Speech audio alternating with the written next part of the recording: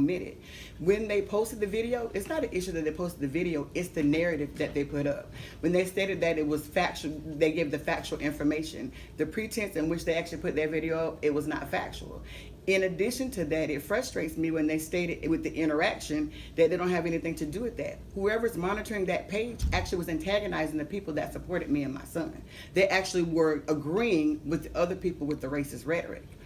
When I asked Sheriff Darnell who was her audience, she couldn't answer that question. But it's very clear who her audience is.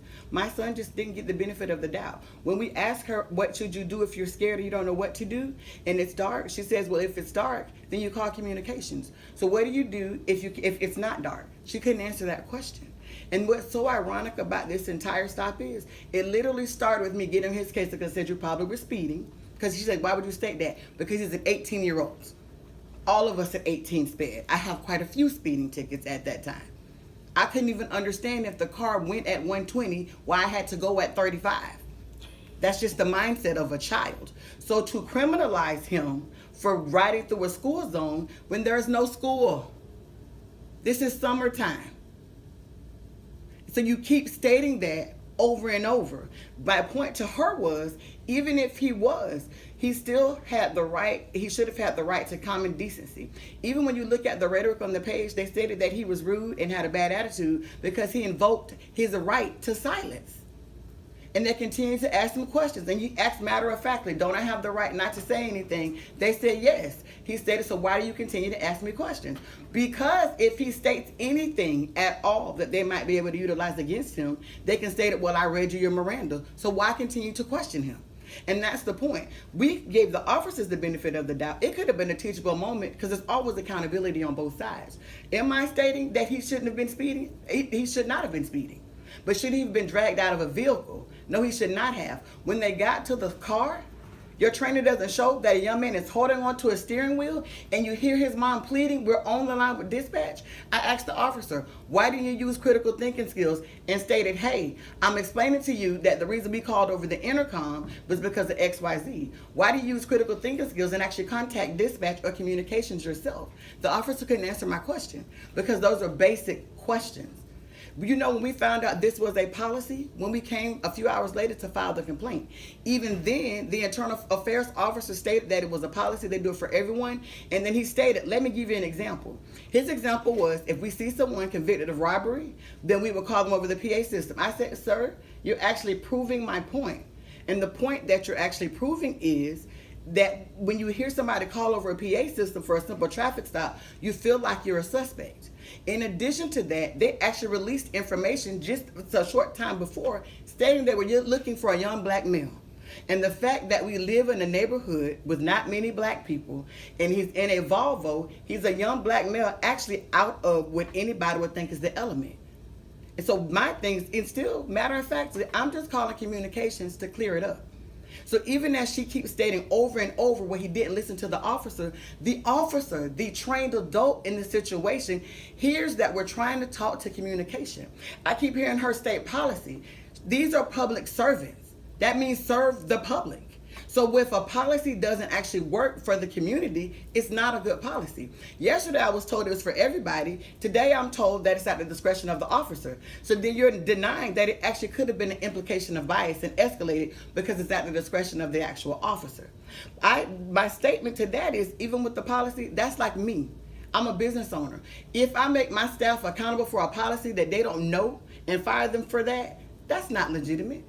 I even asked Internal Affairs, who knows about this policy? What's so interesting about this policy, a year and a half ago, Sheriff Darnell attended a county commission meeting where she was against the ordinance for the civil citation program. She actually stated that she was actually against it because all of the other organizations weren't doing the same thing. And if you're making decisions that impact the community, then all of the departments should be on the same page. Well, every other department comes to the car. So you can't pick and choose when you decide that you want to go follow suit and then utilize that and then come and state this. Even if she would have took an ounce of accountability to what was going on, and as a mom pleading to her, because you're here to humiliate my son by not putting the video down. You said transparency, but you only posted 21 minutes of the video. She said, well, it'd been a waste of time. But was it not a waste of time to post the 21-minute video before you saw me? You stated that I took it to social media. I had a very nice conversation with you on yesterday. So why is it that somebody had to call me and let me know the video was posted? And I was actually very nice when I spoke with her on yesterday. So I wasn't disagreeable. This isn't about transparency. She's planted her feet in the sand, and so have I. One thing about it is she feels that she's untouchable because she's a constitutional officer and she's elected. Number one, that's why we command the vote. But number two, the county commission handles her budget. And that's where I am. Ms. Baker, given the situation, do you feel like this was a case of racial bias? Absolutely. And I was actually clear when I stated that. When I pulled up to the call, and I even with the officer, the sergeant, I said, I don't think you can treat us any kind of way because we look like a certain way. He says, what do you mean by that? I said, black. Do you need me to say it very clearly? He said, I don't feel that way, you do. I said, well, if you do, name me how many white people you've pulled out of vehicle for failure to comply. If you can name me that, I'll shut up right now. He couldn't. Since this, if you go look at the comments, the number of white people who stated they were yelling from their car, who were aggressive, and they didn't have the same outcome, they all are shocked. Because what's so ironic, even when this happened, do you know who contacted Sheriff Darnell first? People in the community, white people. They felt so entitled. I was like, whoa. They were sending emails. They were calling dispatch. Like, they were like, whoa. They felt entitled to be outraged. They felt entitled to be outraged. And we're explaining why my 18-year-old called me. I shared with her, I've been hit from the back twice by speeding white teenagers. One was 18, one was 19. Do you know who they called when they slammed into the back of me? Their parents. But yet I'm explaining why my son called me. I'm been told I'm a bad parent because my son was speeding, what most people do. I see officers speeding in their cars, not going to a call. And that's the point. What they did was they criminalized my son. I want to clear this up. They brought up my expired tag. My birthday was Monday. I was out of town from last Wednesday until Saturday in Louisiana, attending the Equity and Equality Summit. I went to church on Sunday. Monday, I had an emergency between the three businesses. So I worked 10 hours at one job and 12 hours at another. Rolling over into that, when my son was coming to get me, I just completely forgot. But what I want to point out about the expired tag is 2 days expired. They didn't even bring that up until they already were letting my son go. The rest of the video shows, they were saying, check the tent, let's do this. I wanted to be very clear. When I pulled up, they told me my son was going to jail. When I asked for what, they said that they needed to speak to the officer about it. So it went from him going to jail to me filing a complaint. Well, oh, we're just going to issue a sworn complaint. My thing is, if you're justified in what you're doing, why is it being handled in this particular manner? Why are you continuing to question the child? Why is he being searched? She stated the penalty is resisting arrest without violence. How is he resisting if he's not under arrest? But once you got to the car, you taking all of this training, why would you not say, hey, once you thought that it was a child? It absolutely is racial bias. The reason I know I'm not being unrealistic is because the data supports what I'm stating. The numbers show what I'm stating.